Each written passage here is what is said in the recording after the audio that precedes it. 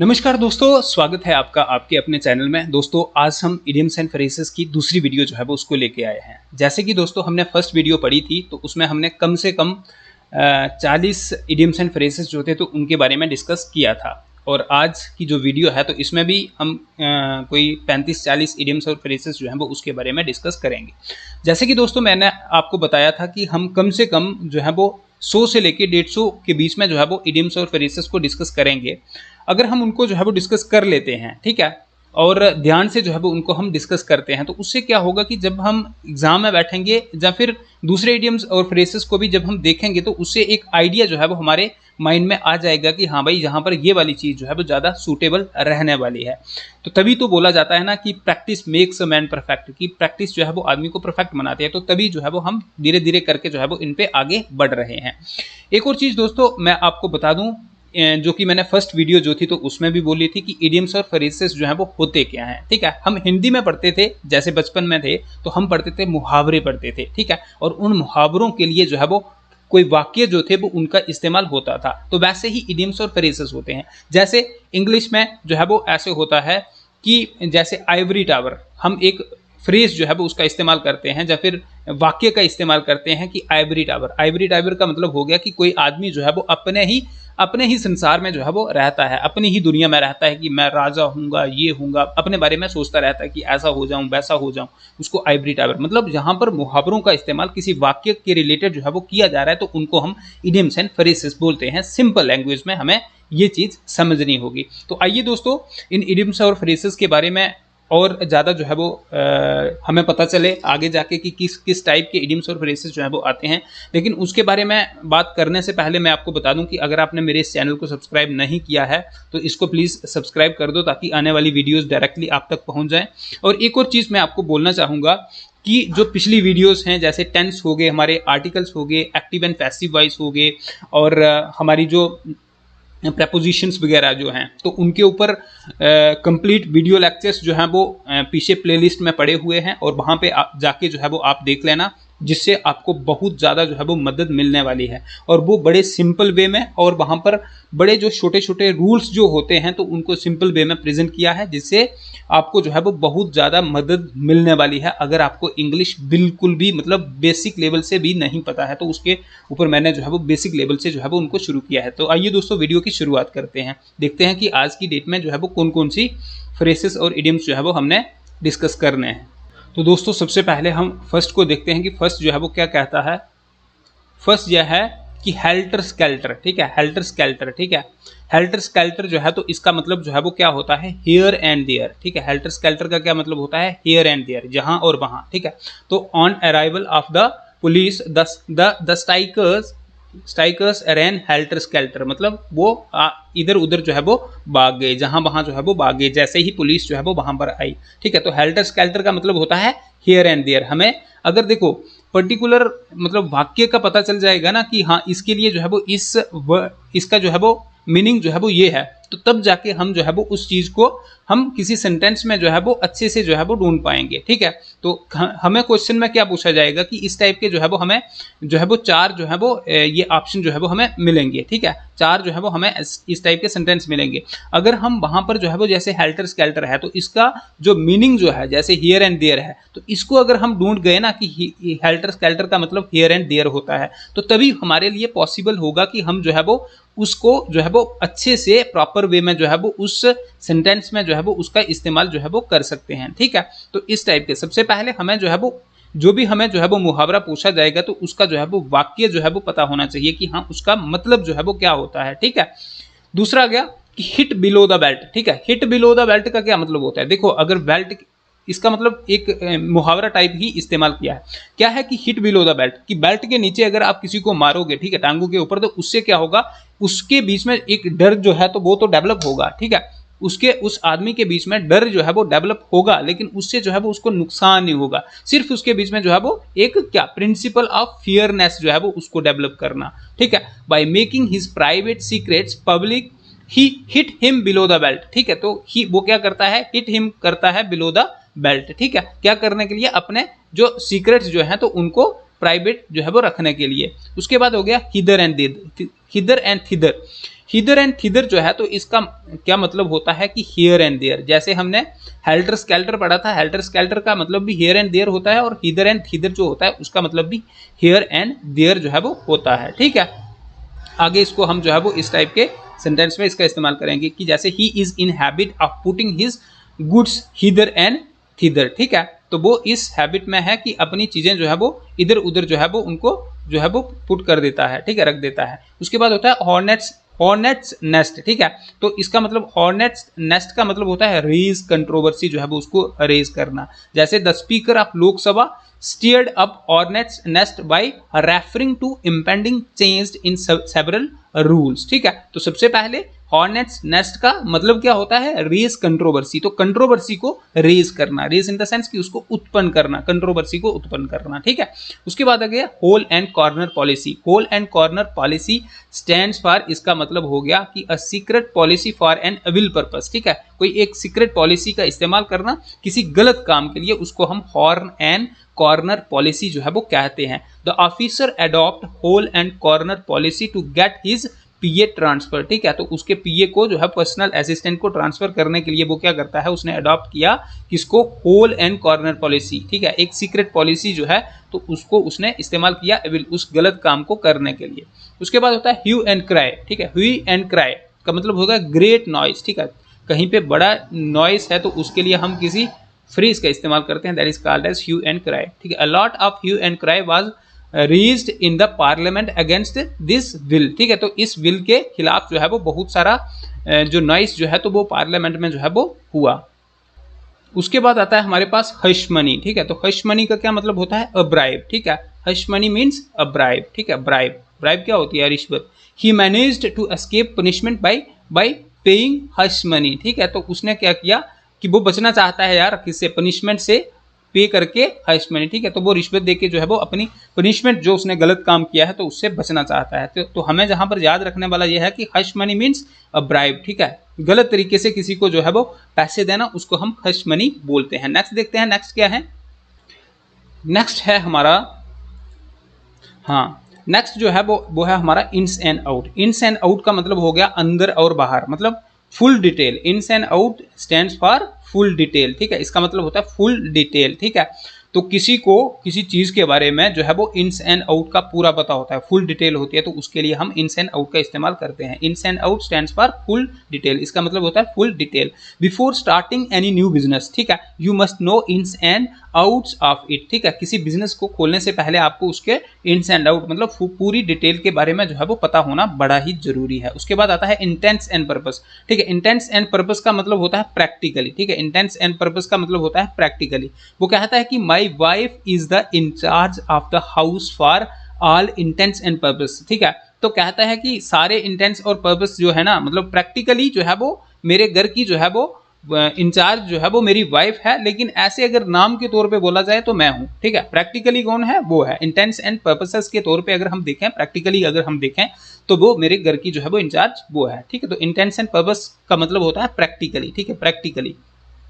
उसके बाद आता है Ivory tower. Ivory tower stands for imaginary world. ठीक है, इमेजिनरी वर्ल्ड। ठीक है, कुछ लोग होते हैं ना कि इमेजिनरी वर्ल्ड में जो है वो जीते हैं, आइवरी टावर में जो है वो जीते हैं, मतलब करना कुछ भी नहीं है, लेकिन यही कि हाँ मैं जो है वो मतलब ये बन जाऊं वो बन जाऊं, उसको हम बोलते हैं आइवरी टावर। ठीक है, तो उसके लिए उसको हम इमेजिनरी वर्ल्ड बोलते हैं, जिसके लिए किसी मुहावरे का इस्तेमाल किया जाता है जिसको हम बोलते हैं आइवरी टावर। ठीक है, Those who talk to non-violence as a useful tool in tackling the militants live in a ivory tower। तो ठीक है, वो वाले लोग जो कहते हैं कि नॉन वायलेंस, ठीक है, अहिंसा जो है तो वही जो है वो यूजफुल है कि मिलिटेंट्स से जो है वो लोहा लेने के लिए, मिलिटेंट्स को हराने के लिए, तो वो जो है वो एक आइवरी टावर जो है वो उसमें जो है वो जीते हैं। ठीक है, इमेजिनरी वर्ल्ड जो है वो उसमें जीते हैं कि लड़ाई लगेगी, इस तरीके से उनको हराया जाएगा, तो वो एक आइवरी टावर जो है वो उसमें जीते हैं। उसके बाद आता है किथ एंड किन।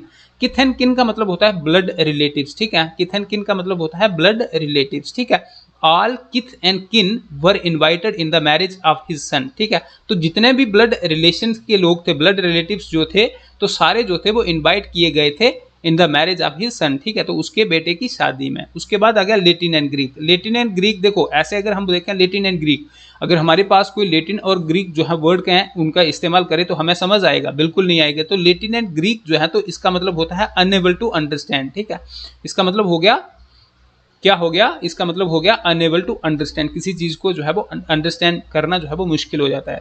His speech in English was Latin and Greek to the rural folk, ठीक है। तो उसकी जो स्पीच जो थी ना इंग्लिश में, तो वो बहुत ही मतलब उसको कोई समझ नहीं सकता था, ठीक है।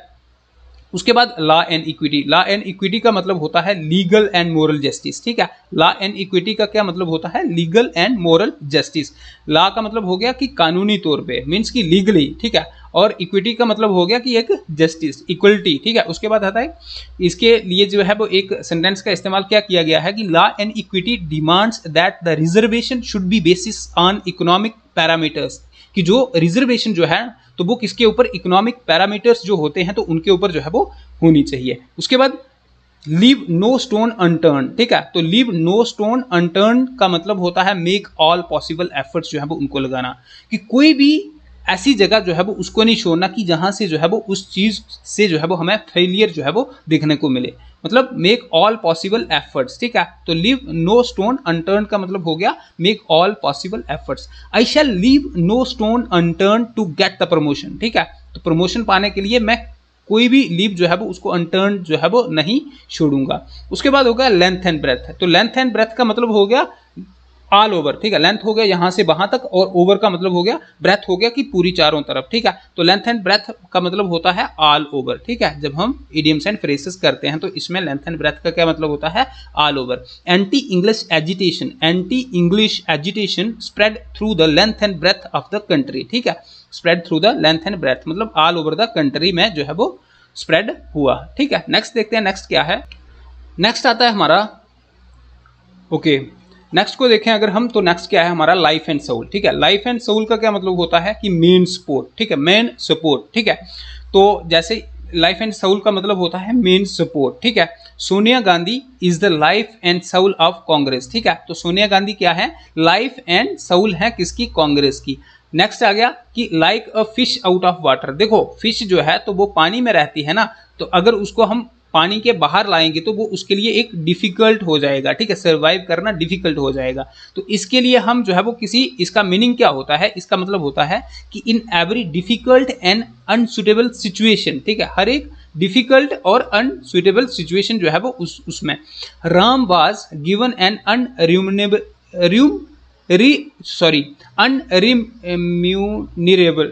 सॉरी मेरे से बोला नहीं जा रहा है, post he is feeling like a fish out of water, ठीक है। तो उसको जो है वो एक ऐसी पोस्ट जो है वो दी गई कि जिसकी वजह से वो एक मतलब अपने आप को जो है वो like a fish out of water जो है वो अपने आप को महसूस कर रहा है, मतलब एक ऐसी डिफिकल्ट और अनसुटेबल सिचुएशन उसको दी गई है कि वो अपने आप को वहां पर जो है वो एडजस्ट नहीं कर पा रहा है, जैसे फिश जो है वो अपने आप को पानी के बाहर जो है वो एडजस्ट जो है वो नहीं कर पा रही होती है। मतलब उस मुहावरे का हमने जो है वो वाक्य में किस तरीके से इस्तेमाल करना है, मेन चीज जहां पर ये है, ठीक है। उसके बाद होता है लाइव वायर। देखो लाइव वायर क्या होती है, सपोज करो हमारे घर के बाहर जो है वो, या फिर हमारे घर के अंदर एक वायर होती है। लाइव वायर का मतलब होता है कि उसके बीच में बिजली दौड़ रही है। अब बिजली उसके बीच में दौड़ रही है तो बिजली से कुछ भी हो सकता है, बिजली में एक एनर्जी होती है, ताकत होती है, तो उससे कुछ भी हो सकता है। तो लाइव वायर का मतलब क्या होता है, जहां पर एनर्जेटिक, ठीक है, एनर्जेटिक, ठीक है, एनर्जेटिक। तो इसके लिए हम किसी अगर लाइन का सेंटेंस का इस्तेमाल करें तो India needs live wire scientist who can put the country on the fast track of progress, ठीक है। तो ये उसके लिए जो है वो सेंटेंस का इस्तेमाल किया गया। उसके बाद होता है लोब्स एंड फिश, ठीक है। तो material interest, lobes and fish का मतलब होता है मटेरियल इंटरेस्ट, ठीक है। क्या मतलब होता है इसका, मटेरियल इंटरेस्ट की, जैसे आज की डेट में बहुत सारे गवर्नमेंट एम्प्लॉयज जो होते हैं तो वो क्या करते हैं कि मतलब ऐसे काम को जो है वो सॉर्ट आउट करने की कोशिश ही नहीं करते हैं, वो करते हैं क्या करना है, कोई पैसे देगा तो करेंगे, मटेरियल इंटरेस्ट में उनका जो है वो ज्यादा ध्यान होता है। Nowadays government servants are concerned with the loaves and fish of the office then to solve the problem of the common public, ठीक है। तो ये मैंने आपको बता दिया। उसके बाद हो गया लॉक एंड की। लॉक एंड की का मतलब हो गया कि इन सेफ प्लेस, ठीक है। लॉक एंड की, सपोज करो कोई एक घर है तो वहां पर उसको अगर ताला वगैरह लगा है तो इसका मतलब उसके अंदर जो चीज रखी होगी तो वो सेफ प्लेस। तो इसके लिए हम जो है वो इडियम्स और फ्रेजेस का जब हम इस्तेमाल करते हैं, इडियम्स का इस्तेमाल करते हैं, तो जैसे लॉक एंड की, तो लॉक एंड की का मतलब हो गया कि in safe place, he keeps jewellery under lock and की, तो ठीक है, उसने वो रखता है ज्वेलरी को अंडर किसके, लॉक एंड की के अंदर, ठीक है, मतलब सेफ प्लेस के अंदर जो है वो रखता है। उसके बाद होता है might and main, might and main का मतलब होता है कि पूरी विद ऑल एंथुसियाज्म, ठीक है, पूरा जो है वो बंदा एक उत्साहित होकर जो है वो उस काम को करता है, तो उसको हम बोलते हैं माइट एंड मेन। कहता है कि if you study with might and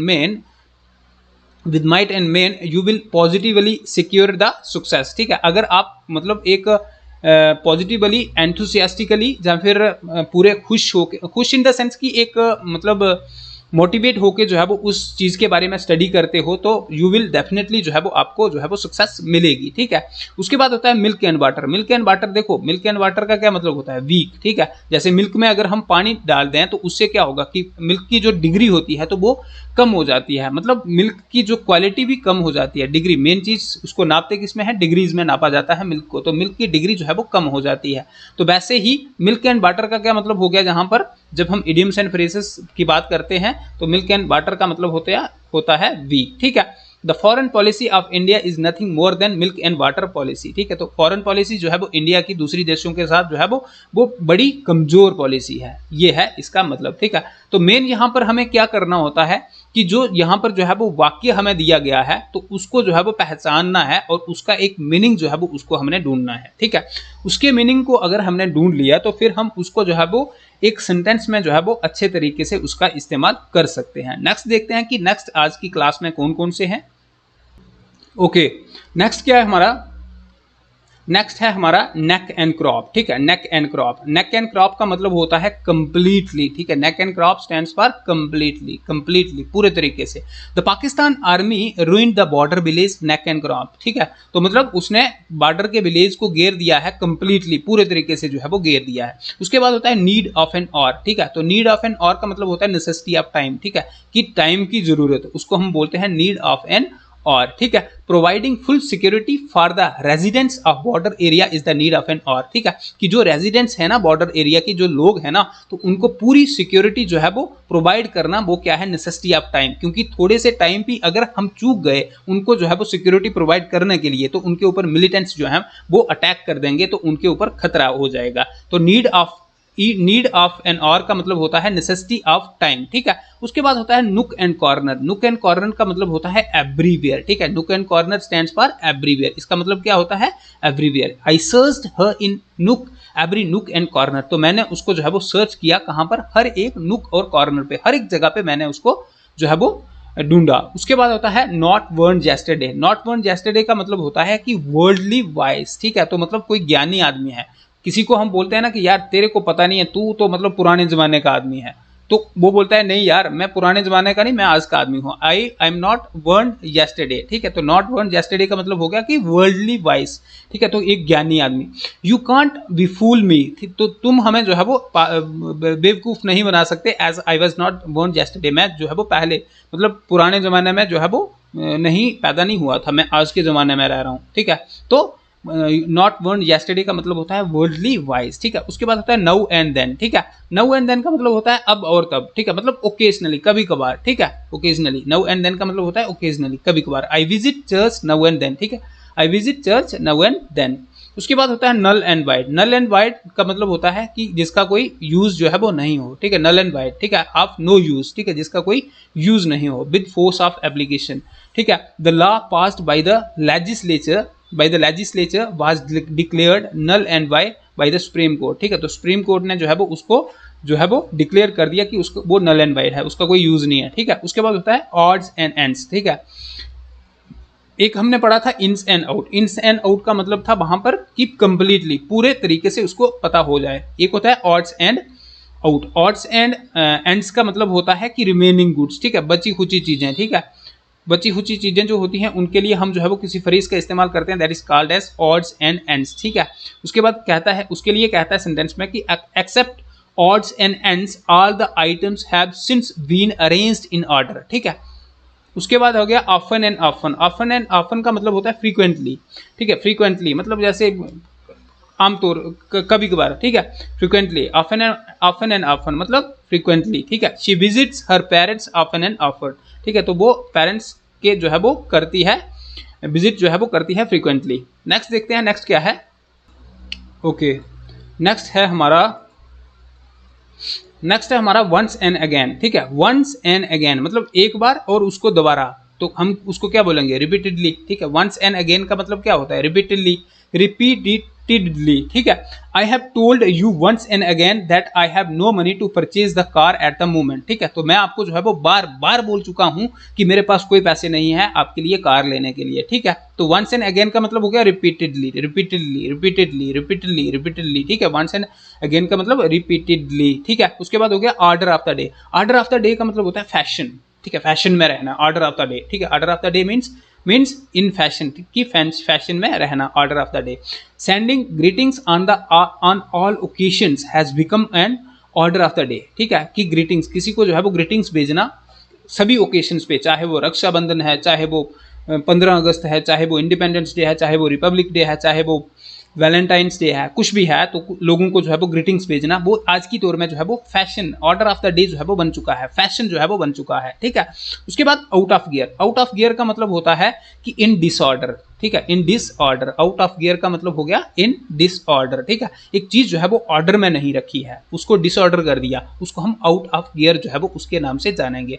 the strike off employees always put the government machinery out of the gear, ठीक है। तो जो स्ट्राइक जो होती है एम्प्लॉयज की, तो वो गवर्नमेंट को जो है वो कहां पर कर देती है, कि आउट ऑफ गियर, ठीक है। कि ये पहले क्या होता है कि एक अच्छे तरीके से जो है वो काम वो चल रहा होता है, लेकिन एम्प्लॉयज ही स्ट्राइक कर देते हैं, तो जिसकी वजह से जो है वो गवर्नमेंट जो है वो क्या हो जाती है, आउट ऑफ गियर जो है वो हो जाती है, ठीक है। जिसका प्रभाव जो है वो कंट्री की इकोनॉमी हो गई, जो कंट्री के जितने भी स्कूल्स वगैरह हो गए, तो उनके ऊपर जैसे बच्चों की लाइफ जो है वो उनके ऊपर देखने को मिलता है। उसके बाद हो गया out and out. Out and out का मतलब होता है कंप्लीटली। आउट एंड आउट का मतलब हो गया कंप्लीटली, पूरे तरीके से। Out and out means completely. Mahatma Gandhi was a great leader out and out. तो महात्मा गांधी जो थे तो वो ग्रेट लीडर थे आउट एंड आउट, मतलब कंप्लीटली वो ग्रेट लीडर थे, ठीक है। कंप्लीटली ग्रेट लीडर थे महात्मा गांधी। उसके बाद ओवर हेड एंड हेयर्स, ठीक है। ओवर हेड एंड हेयर्स, हम बोलते हैं ना कि ये चीज मेरे मतलब कान और सर के ऊपर से जो है वो चला गई, मतलब excessively, excessively, excessively. Over head and air का मतलब होता है एक्सेसिवली, ठीक है। He is over head and air in depth, ठीक है। उसके बाद हो गया ऑयली टंग। तो ऑयली टंग का मतलब होता है फ्लैटरिंग वर्ड्स, ठीक है। जो कि हम किसी को बोलते हैं, अपने दोस्तों को जैसे कोई बात बोलते हैं, तो उनसे जो है वो बात बर्दाश्त नहीं होती है, वो किसी और दूसरे के साथ जो है वो उस बात को कर देते हैं, ठीक है। तो उसके लिए हम ऑयली टंग का इस्तेमाल करते हैं। जैसे कि womens, most of the womens जो होती हैं वो ऐसी होती हैं, जब फिर लड़कियां होती हैं जिनसे बात जो है वो पचती नहीं है, तो वो उनके लिए, ठीक है, जो बात जो है मतलब फ्लैटरिंग वर्ड्स, तो उन वर्ड्स को जो है वो दूसरे के साथ शेयर कर देते हैं, तो उसको हम ऑयली टंग जो है वो उसके नाम से जानते हैं। इसके लिए अगर हम किसी सेंटेंस का इस्तेमाल करें तो one should be aware of the person with oily tongue. तो उससे जो है वो जागरूक रहना चाहिए, जो ऑयली टंग जो बातें आपकी करता है, तो उससे अवेयर रहना चाहिए कि कौन कौन सी बात उसके साथ करनी है या नहीं करनी है। उसके बाद पार्ट एंड पार्सल, ठीक है। पार्ट एंड पार्सल का मतलब हो गया बीइंग एन इंपॉर्टेंट पार्ट, ठीक है। तो पार्सल जो होता है वो एक इंपॉर्टेंट पार्ट होता है ना, तो पार्ट एंड पार्सल का मतलब होता है being an important part of, ठीक है। Each employees should feel himself part and parcel of the business enterprises. जो बिजनेस इंटरप्राइजेस हैं तो उनको उनका अपना पार्ट एंड पार्सल जो है वो अपने आप को जो है वो मानना चाहिए। उसके बाद pins and needle. Pins and needle का मतलब हो गया स्मॉल, छोटी छोटी आइटम्स होती हैं, तो उनको हम पिंस एंड नीडल्स के नाम से जो है वो जानते हैं, ठीक है। इसके लिए अगर हम पिंस एंड नीडल्स का मतलब हो गया स्मॉल आइटम्स, ठीक है। It is unwise to use swords and scissors where pins and needles can do, ठीक है। तो हमें जो है वो वहां पर जो है वो तलवार या फिर छुरियां जो है वो नहीं चलानी चाहिए, जहां पर जो है वो छोटी छोटी छुरियां वगैरह जो है वो उनसे काम हो जाए। कहने का मतलब कि हमें जो है वो जहां पर मतलब किसी से जो है वो एक मतलब इस तरीके से बातचीत करने से मसले का हल हो जाए, तो हमें जो है वो वहां पर लड़ाई जो है वो या फिर ज़्यादा जो है वो किसी को वो दिखाने की ज़रूरत नहीं होती है। तो पिंस एंड नीडल मतलब छोटी छोटी चीज़ें, ठीक है, स्मॉल आइटम्स, ठीक है। तो दोस्तों ये थे आज के वीडियो में कुछ जो मैंने इडियम्स और फ्रेजेस जो लाए थे। तो आज हमने 38 जो थे वो इडियम्स और फ्रेजेस जो है वो उनके बारे में बात की।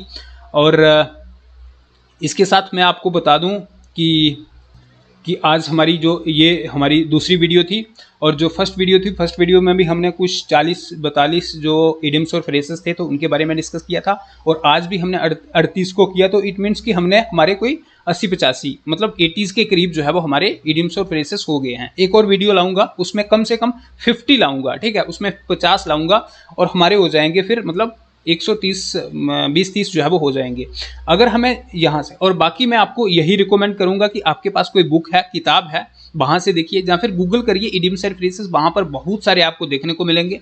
आप जो है वो ऐसे फ्री बैठे हो कहीं पे तो आप गूगल करिए, वहां पर आपको देखने को मिलेंगे, साथ में पढ़ने का मजा आएगा और टाइम पास भी आपका जो है वो अच्छे से हो जाएगा, ठीक है। तो बड़ी चीज होती है आदमी का कि इंटरेस्ट होना चाहिए, आपका इंटरेस्ट बनेगा, बिल्कुल इंटरेस्ट आपका तभी बनेगा जब आपको मजा आने लगेगा, ठीक है।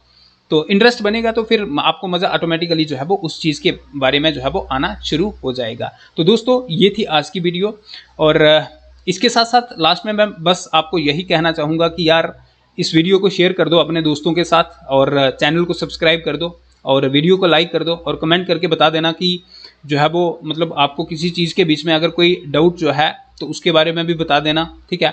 और ये यहाँ पर मेरा ये व्हाट्सएप नंबर है 8899173470, ये मेरा व्हाट्सएप नंबर है। अगर आपको किसी चीज़ के रिलेटेड जो है वो डाउट है तो आप इसके ऊपर जो है वो मुझे मैसेज करके जो है वो पूछ सकते हैं, ठीक है। तो मैं आपको जो है वो जितनी भी हेल्प हो सकेगी तो मैं उसके बारे में आपको बता दूंगा। और बाकी जो है वो आप हमें जो है वो एक दूसरे की हेल्प जो है वो करनी चाहिए। तो आज की दुनिया में हमें एक दूसरे से लेना देना कुछ भी नहीं है, बस अगर हमने एक दूसरे की हेल्प कर दी तो उसी में जो है वो हमारी भलाई होगी, और दूसरे की भी अगर भलाई होती है तो उसी में हमें सेटिस्फैक्शन मिलती है।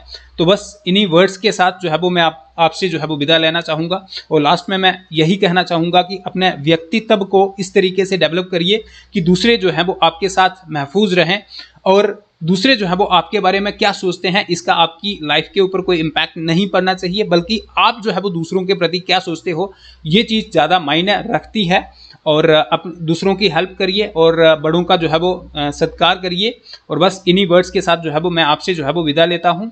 तो धन्यवाद, शबा खैर, मिलते हैं नेक्स्ट वीडियो में।